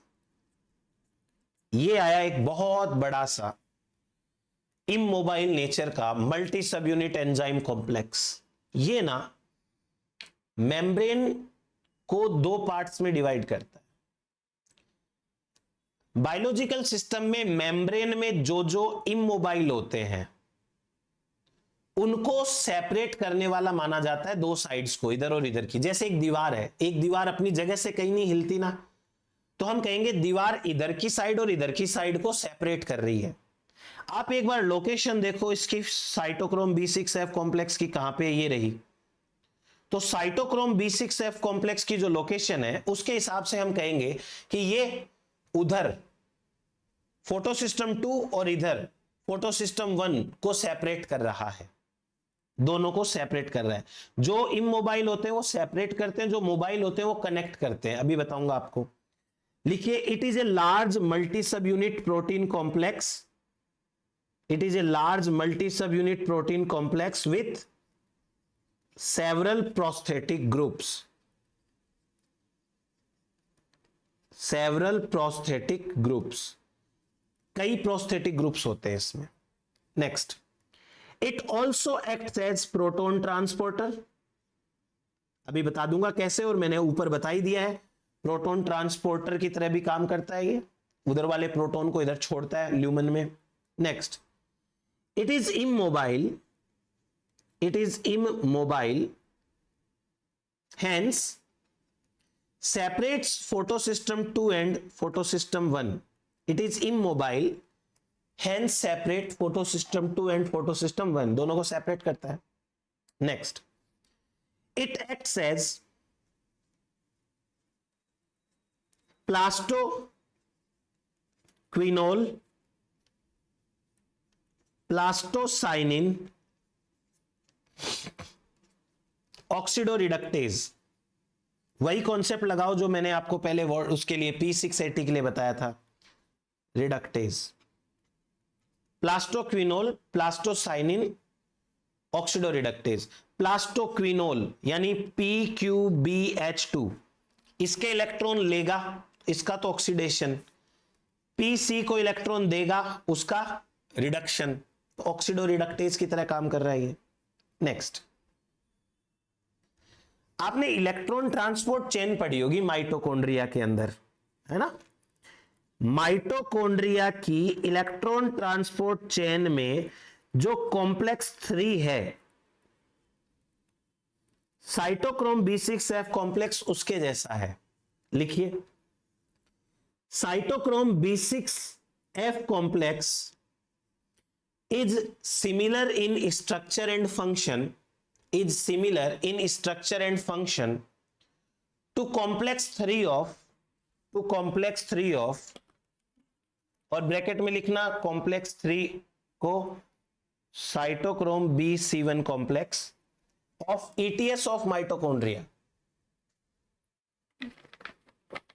यह माइटोकॉन्ड्रिया की ETS के थर्ड कॉम्प्लेक्स के सिमिलर होता है। चलो ये हुई बात अपनी। Next, it is a dimer, it is a dimer. Both monomers have, both monomers have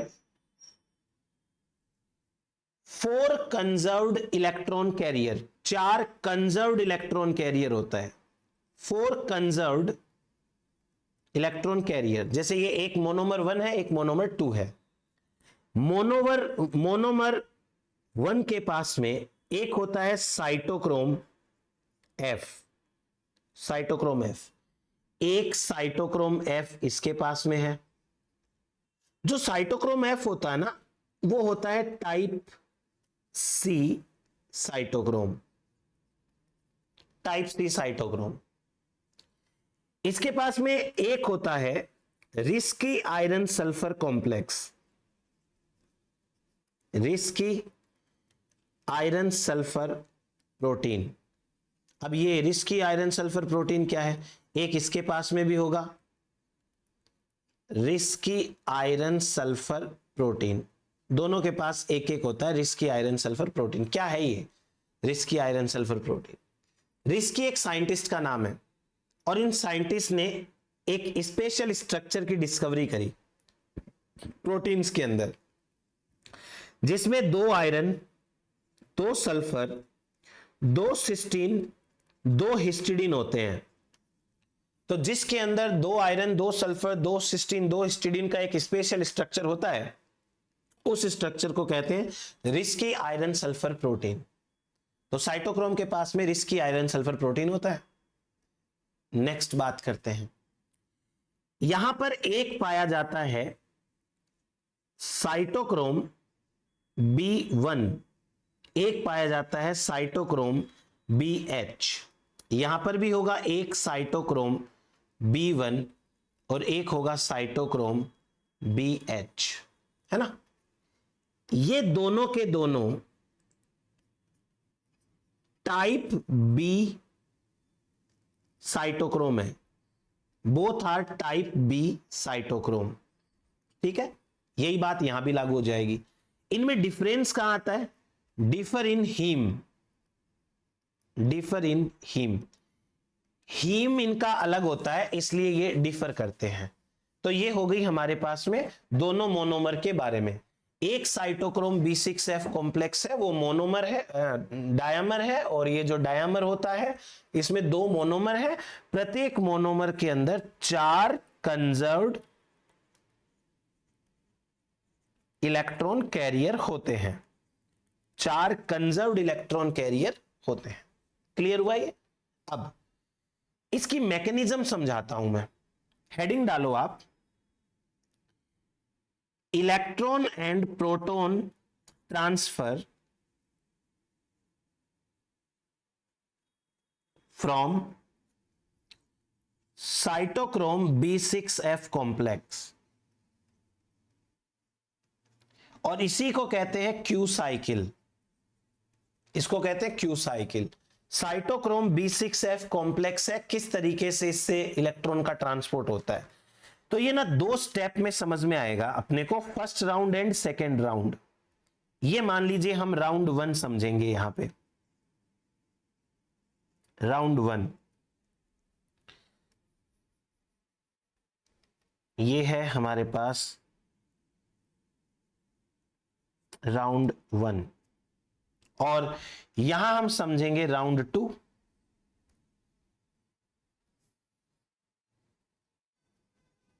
ये समझेंगे राउंड 2। पहले राउंड 1 की बात करते हैं। इस साइटोक्रोम B6F कॉम्प्लेक्स के पास 2 साइट्स हैं जिनके बारे में मैंने आपको बताया कि एक को कहते हैं QP साइट और एक को कहते हैं QN साइट, और ये साइटोक्रोम B6F कॉम्प्लेक्स ये रहा, है ना। ये साइट है QP साइट और ये साइट है QN साइट। पहले तो QP और QN साइट को नीचे लिख लो ऐसे। QP साइट में लिखो क्विनोल बाइंडिंग साइट, क्विनोल OL, जब प्रोटॉन होता है तो उसको क्विनोल बोलते हैं, क्विनोल बाइंडिंग साइट। और जो QN है इसको बोलते हैं quinone binding site, quinone binding site. आपको अपने आप अभी समझ में आएगा, टेंशन मत लो, खाली समझते जाओ आप। तो बस पहला स्टेप, P680 से 2 इलेक्ट्रॉन निकले, ठीक है, और वो 2 इलेक्ट्रॉन PQA के पास 1 बाय 1 गए। मैंने आपको अभी 5 स्टेप समझाए तो दोबारा मत पूछना। और यहां से ये 2 इलेक्ट्रॉन कहां गए? PQB के पास, और PQB ने 2 इलेक्ट्रॉन के साथ 2 प्रोटॉन लिए, कहां से? इस स्ट्रोमा से, और क्या बन गया ये बन गया PQBH2, ठीक है।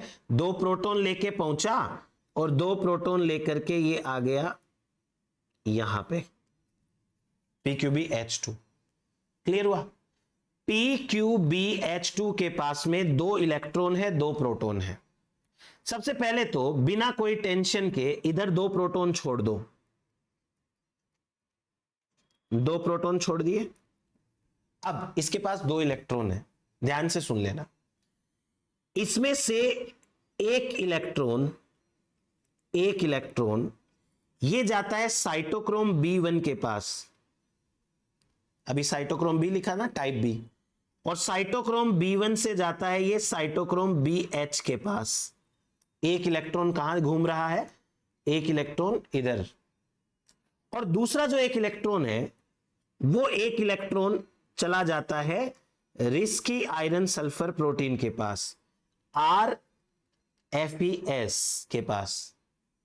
RFES से चला जाता है साइटोक्रोम F के पास। मैंने बताया ना 4 रिजर्व इलेक्ट्रॉन कैरियर होते हैं, कंजर्व। पहला electron carrier risky iron sulphur, दूसरा साइटोक्रोम F, तीसरा B1 और चौथा BH। एक इलेक्ट्रॉन जो साइटोक्रोम F के पास गया ये चला जाता है प्लास्टोसाइनिन के पास में, एक इलेक्ट्रॉन। तो मैंने आपको क्या लिखाया था, एक इलेक्ट्रॉन के बदले 2 प्रोटॉन आते हैं। ये देखो, एक इलेक्ट्रॉन आया पीसी के पास तो 2 प्रोटॉन किधर आए, स्ट्रोमा में। हो गए ना, एक इलेक्ट्रॉन के बराबर 2 प्रोटॉन वाला कॉन्सेप्ट क्लियर आपका। अब उस इलेक्ट्रॉन की बात करते हैं जो ऊपर बैठा हुआ है। यहां मेम्ब्रेन में बहुत सारे PQB है मोबाइल, वो PQB इस साइट में आते हैं और ये एक इलेक्ट्रॉन ये वाला ले लेते हैं और बन जाते हैं PQB नेगेटिव, सेमी रिड्यूस्ड। ये वाला PQB है ना, ये मान लो फर्स्ट है, अलग है, और ये वाला है ना मान लो सेकंड है, ये अलग है। दोनों सेम नहीं है, अलग अलग है, पर पहला राउंड कंप्लीट हो गया। ये जो 2 इलेक्ट्रॉन यहां निकले थे वो 2 इलेक्ट्रॉन में से एक इलेक्ट्रॉन तो पहुंच गया पीसी के पास, प्लास्टोसाइनिन के पास, और एक इलेक्ट्रॉन वापस घूम घाम के किसी सेकंड PQB के पास पहुंच गया, सेकंड PQB। अब दूसरा राउंड समझो, दूसरे राउंड के अंदर यही साइटोक्रोम है, मतलब ये फर्स्ट साइटोक्रोम B6F कॉम्प्लेक्स यही वाला है, दूसरा यूज नहीं लेना। आप ये मत सोचना कि ये दूसरा साइटोक्रोम आएगा, मैं यहां पे नंबरिंग डाल देता हूं ताकि आपको तो कंफ्यूजन ही ना हो। ये रहा हमारे पास में वही फर्स्ट साइटोक्रोम B6F कॉम्प्लेक्स, तो ये कहीं नहीं जा रहा। इससे PQBH2 फर्स्ट वाला PQBH2 निकल गया तो ये खाली हो गया वापस। अब इसके पास में ऑलरेडी एक PQB नेगेटिव बैठा है, सेकंड वाला। अभी देखना, P680 इसके 2 इलेक्ट्रॉन, ये 2 इलेक्ट्रॉन गए PQA के पास, और ये 2 इलेक्ट्रॉन चले गए किसी तीसरे PQB के पास में। 2 इलेक्ट्रॉन चले गए एनी हाउ इसके पास में। ये मान लीजिए मैंने कहा थर्ड PQB है, कोई तीसरा, तो यहां से ये क्या करेगा, 2 प्रोटॉन लेगा, और आपको पता ही है कि कहां जाएगा, QP साइट में। ये QP साइट और ये QN साइट। 2 प्रोटॉन लेकर के जब ये यहां पहुंचा PQBH2, तो यहां से एक इलेक्ट्रॉन तो कहां चला गया, एक electron risky iron sulphur protein के पास। यहां से कहां चला गया, ये चला गया साइटोक्रोम F के पास, साइटोक्रोम F, ये चला गया साइटोक्रोम F के पास में। और साइटोक्रोम F से कहां चला जाएगा, प्लास्टोसाइनिन के पास, क्योंकि इसको तो 2 इलेक्ट्रॉन लेने हैं ना, प्लास्टोसाइनिन। एक इलेक्ट्रॉन का खेल बच गया, ये एक इलेक्ट्रॉन है, ये चला गया पहले B के पास, साइटोक्रोम B, फिर ये कहां चला गया, साइटोक्रोम BH के पास, साइटोक्रोम BH से ये चला गया इसके पास, और ये अब क्या करेगा, PQB2 नेगेटिव बन जाएगा, बन गया 2 नेगेटिव। यही PQB2 नेगेटिव थर्ड राउंड के लिए 2 प्रोटॉन लेगा यहां पे और यहां चला जाएगा, बट ये है थर्ड राउंड जो हम यहां नहीं पढ़ेंगे, बस अपने को 2 राउंड ही पढ़ने हैं। समझ में आया ये चीज आपको? और इसके बदले में हाँ, ये प्रोटॉन को भेज दिया इधर, तो एक इलेक्ट्रॉन के बदले फिर से 2 प्रोटॉन आ गए। ये होता है क्यू साइकिल। इस तरीके से काम करता है साइटोक्रोम B6F कॉम्प्लेक्स। उम्मीद है समझ में आया होगा, सही भी लगा होगा। चलो अब बात करते हैं नेक्स्ट कंपोनेंट प्लास्टोसाइनिन की।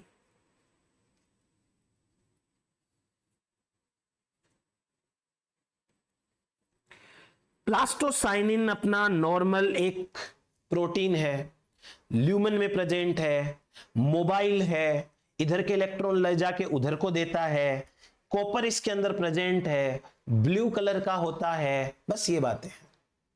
जो मोबाइल होता है वो कनेक्ट करने का काम करता है। जो इलेक्ट्रॉन फोटो सिस्टम 2 से निकल के आ रहे थे उसको फोटो सिस्टम 1 तक किसने पहुंचाया? उसको पहुंचाया प्लास्टोसाइनिन ने। चलिए आगे बात करते हैं। प्लास्टोसाइनिन पीसी के बारे में लिखिए। It is A small 10.5 kilo Dalton water soluble protein. It is a small 10.5 kilodalton water soluble protein. It contains copper ion. Hence blue in color. Blue colour का होता है कॉपर की वजह से। कॉपर में 2 प्लस दिख रहे हैं ना, यही 2 प्लस 2 इलेक्ट्रॉन लेने का काम करेंगे। So copper is the actual electron carrier in plastocyanin. Copper is the actual electron carrier in plastocyanin. Plastocyanin में एक्चुअली इलेक्ट्रॉन कैरियर कौन है? कॉपर है। Next, it transfers electron between cytochrome B6F complex and P700. It is mobile, so it connects PS2 and PS1. It is mobile, so connects PS2 and PS1. Next point. It is present in lumen of thylakoid. It is present in lumen of thylakoid. ये thylakoid की lumen के अंदर present होता है। Next point, its gene is present in the nuclear DNA. Its gene is present in nuclear DNA. So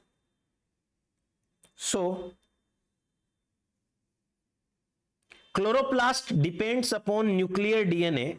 So chloroplast depends upon nuclear DNA for plastocyanin. Plastocyanin के लिए chloroplast किस पे depend है? Nuclear DNA के ऊपर depend है। Next point, oxidation and reduction of plastocyanin is very fast. Oxidation and reduction of plastocyanin is very fast, बहुत fast होता है oxidation reduction. Next, its synthesis also depends upon copper availability.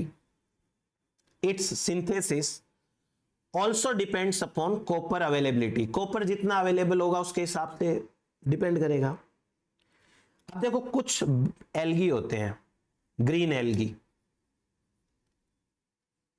कुछ होते हैं green algae और कुछ होते हैं ब्लू ग्रीन एल्गी। इनके अंदर प्लास्टोसाइनिन एब्सेंट होता है और इनके अंदर प्लास्टोसाइनिन की जगह प्रेजेंट होता है साइटोक्रोम C553 जो सेम काम करता है। प्लास्टोसाइनिन एब्सेंट है, उसकी जगह ये प्रेजेंट है। लिखो, in some green algae and blue green algae, in some green and blue green algae, in some green and blue green algae, PC is absent and cytochrome C553 is present, which is a type C cytochrome. ये type C cytochrome होता है। ये हुआ अपने पास plastocyanin के बारे में। अब बात करते हैं फोटो सिस्टम 1 के बारे में। अब तो ये छोटे छोटे हैं, फटाफट निपट जाएंगे। Photo system 1, photo system 1, it is also a dimer, it is also a dimer. It binds to PSA A and PSA B protein. ये PSA A and PSA B के साथ बाइंड करता है, मैंने बताया था आपको। नाउ एक एग्जाम्पल है पी प्लांट का। पी प्लांट आपको यदि याद हो तो मैंने ऐसे बनाया था, ये P700, इसके दोनों तरफ डायमर ऑफ LHC1 था, ऐसे। ये एक LHC1 और एक LHC1, याद आया? पी प्लांट के अंदर एक फोटो सिस्टम के साथ 4 LHC1 होते हैं। लिखो, in P plant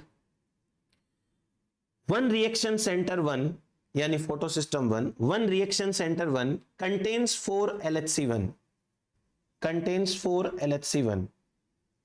next point, it receives far red light and release its electron. It receives far red light and release its electron. Next point, D1 and D2 protein of PS2 span the membrane 5 times, while PSA A and PSA B of PS1 span the membrane 11 times। इसका मतलब ये हुआ कि जैसे ये है तो ये 5 बार गिन लो, 1 2, चलो इसको सिंपल बना लेते हैं, 1 2 3 4 5, और इसको 11 बार गिन लेना, 1 2 3 4 5 6 7 8 9 10 11। PSA PSA B 11 बार और D1 D2 5 बार। नेक्स्ट, A0, ये सिंपल है, फटाफट लिखो इनको। It's a modified chlorophyll A, it is a modified chlorophyll A। It is bound to PSA B protein of PS1, ये PSA B के साथ बाइंड होता है। फिर लिखो A1, it is vitamin K, it is vitamin K, bracket में लिखो phylloquinone, it is vitamin K phylloquinone, also bound to PSA B, ये भी PSA B के साथ बाउंड होता है। Next, iron sulphur X, it is an iron sulfur protein, it is an iron sulfur protein also known as A2, इसको A2 बोलते हैं। it is iron sulfur protein also known as A2।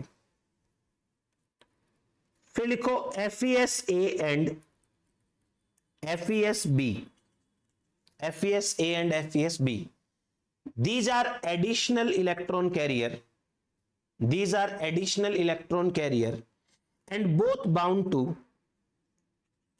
PSA C of photosystem 1 and both bound to PSA C of photosystem 1। ये मैंने बता रखा आपको सारा, उस स्ट्रक्चर में देख लेना। देन बात करते हैं फेरेडॉक्सिन की। फेरेडॉक्सिन कहां बनाया था? स्ट्रोमा में।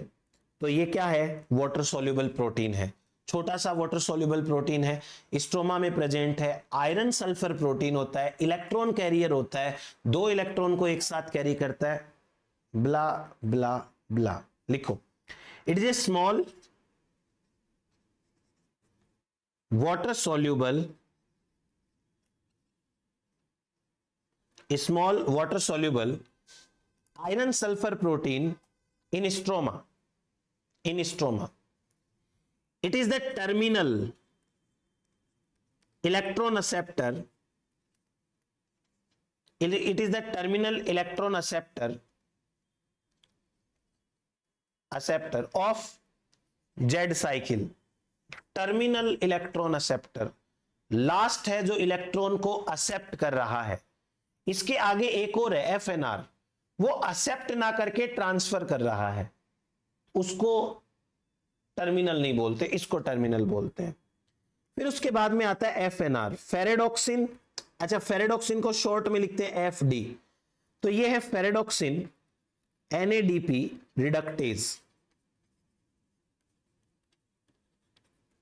इसे बोलते हैं FNR, फेरेडोक्सिन NADP रिडक्टेज। अब इसके बारे में क्या क्या खास बातें हैं, इसके बारे में पहली खास बात, ये मेम्ब्रेन बाउंड होता है FNR।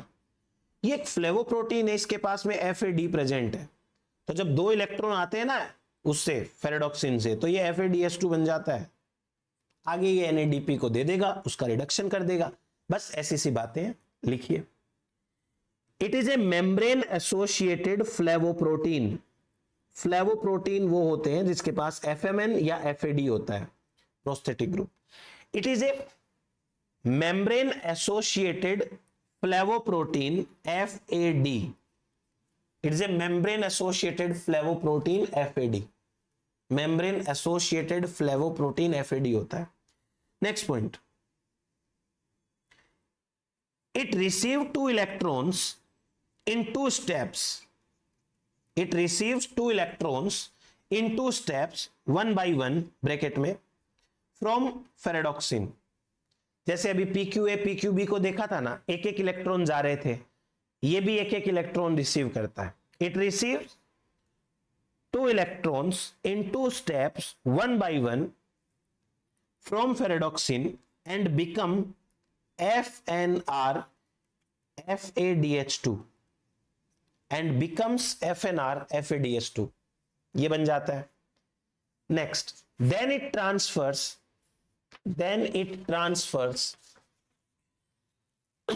2 electrons to NADP plus, 2 electrons to NADP plus. ये हुआ अपने पास में FNR के बारे में। अब छोटी मोटी और बातें हैं, लिखो। FNR and ferredoxin make electrostatic interaction which is thermodynamically favourable. इसका मतलब क्या हुआ? इसका मतलब ये हुआ कि फेरेडोक्सिन और FD के बीच में, फेरेडोक्सिन और FNR के बीच में इलेक्ट्रोस्टैटिक इंटरेक्शन होती है इलेक्ट्रॉन ट्रांसफर के लिए, और थर्मोडायनेमिकली ये फेवरेबल है। तो ये हुई अपनी बात। अब कंक्लूजन निकालते हैं अपन। Conclusion of Z scheme. पूरी जेड स्कीम का क्या कंक्लूजन है वो आपको लिखने हैं कुछ पॉइंट्स, और मैं आपको यहां से समझाता हूं कुछ बातें, बहुत अच्छी अच्छी बातें हैं।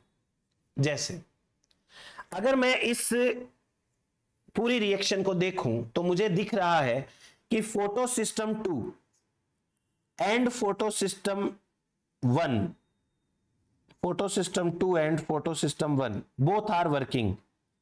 तो पहला पॉइंट लिखो, both photo system 2 and 1, both photosystem 2 and 1 work and receive red and far red light respectively, and receive red and far red light respectively, red और far red light receive करते हैं respectively। ये हो गया। अब उसके बाद एक और चीज समझाता हूं। एक बार वाटर को देखो, वाटर के पास में इलेक्ट्रॉन है, वाटर तो यहां भी होता है ना। मान लो ये वाटर टूट जाए और उसके 2 इलेक्ट्रॉन रिलीज हो जाएं, तो क्या इन 2 इलेक्ट्रॉन के पास में इतनी ताकत है कि ये जबरदस्ती NADP के पास चले जाएं और उसे NADPH बना दे? नहीं, इतनी ताकत नहीं है। इसका मतलब यह हुआ कि जो इलेक्ट्रॉन्स वाटर से निकलते हैं उन इलेक्ट्रॉन्स की एनर्जी कम है और वो सीधे सीधे NADP प्लस को रिड्यूस नहीं कर सकते। लेकिन इनको यदि इस सिस्टम के अंदर घुमाया जाए तो इनमें इतनी ज्यादा एनर्जी आ जाती है कि ये NADP प्लस को रिड्यूस कर सकते हैं।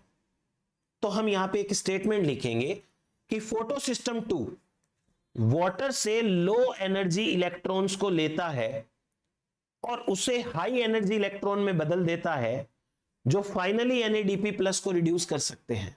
लिखिए, PS2 takes, photosystem 2 takes low energy electrons from water, convert them into high energy electrons, which finally reduce NADP plus. Photosystem 2 takes low energy electrons from water, convert them into high energy electron, which finally reduce NADP plus. ये हो गया अपने पास। Next point, photo system 2 से जब electron निकल जाते हैं तो इसको इतना गुस्सा आता है कि ये वाटर से खींच लेता है इलेक्ट्रॉन को, यानी ये ऑक्सीडेंट बन जाता है, ये वाटर का ऑक्सीडेशन करा देता है। लिखो, PS2 produce a strong oxidant, PS2 produce a strong oxidant that finally oxidize water. It is weak reductant, ये weak reductant है, strong oxidant है तो weak reductant है। नेक्स्ट, फोटो सिस्टम 1 को देखो।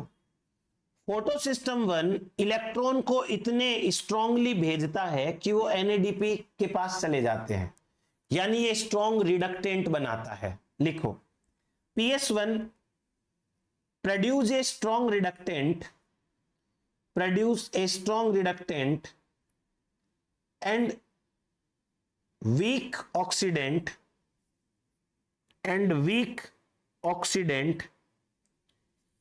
which reduce NADP plus। ये हो गया अपने पास में। फाइनली 2 वाटर के मॉलिक्यूल टूटते हैं, 2 water molecule break and 1 oxygen is released। अब इस ओवरऑल रिएक्शन में देखो, ऐसा कौन सा मॉलिक्यूल है जिसके इलेक्ट्रॉन निकले पर वापस उसके पास नहीं गए? वाटर के इलेक्ट्रॉन निकले, वापस वाटर के पास नहीं आए। PS2 से P680 से इलेक्ट्रॉन निकले, उसने वापस खींच लिए। तो इसका मतलब यह हुआ कि यहां पर फाइनल इलेक्ट्रॉन डोनर कौन है? वाटर। ये वाटर के इलेक्ट्रॉन घूम रहे हैं, तो लिखिए final electron donor is water. So it acts as reductant. यही वो रिडक्टेंट है जो अपने इलेक्ट्रॉन देके रिड्यूस कराता है। उसके बाद ऐसा कौन सा कंपोनेंट है जिसने यहां से इलेक्ट्रॉन लिए लेकिन वापस किसी को नहीं दिए? NADP plus. NADP प्लस ने यहां के इलेक्ट्रॉन लिए, अब ये डार्क रिएक्शन में ले जाके देगा, यहां तो नहीं दे रहा ना, तो ये बन गया final electron acceptor. Ferredoxin terminal electron acceptor है। लिखिए, final electron acceptor is NADP plus. ठीक है। अब लास्ट पॉइंट, यदि यह रिएक्शन एनऑक्सीजेनिक बैक्टीरिया में चलती, एनएरोबिक बैक्टीरिया में चलती, तो वाटर की जगह होता H2S इलेक्ट्रॉन डोनर, वाटर की जगह इसके इलेक्ट्रॉन डोनर निकलते, मतलब ये इलेक्ट्रॉन डोनर होता, और यहां ऑक्सीजन ना निकल के सल्फर निकलती, तो वो सल्फर प्रोड्यूसिंग बैक्टीरिया कहलाता। लिखिए, एनऑक्सीजेनिक बैक्टीरिया ब्रैकेट में लिखना purple sulphur bacteria,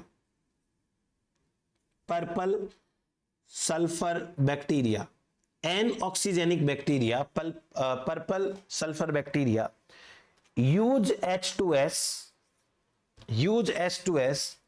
as electron donor and produce sulfur rather than oxygen। ये हुआ अपने पास लाइट रिएक्शन पूरा। अब आप पढ़ो मन लगा के लाइट रिएक्शन का जेड स्कीम, और नेक्स्ट सेशन में नॉन साइक्लिक के बाद अब साइक्लिक रिएक्शन लेके आएंगे। तो तब तक थैंक यू सो मच।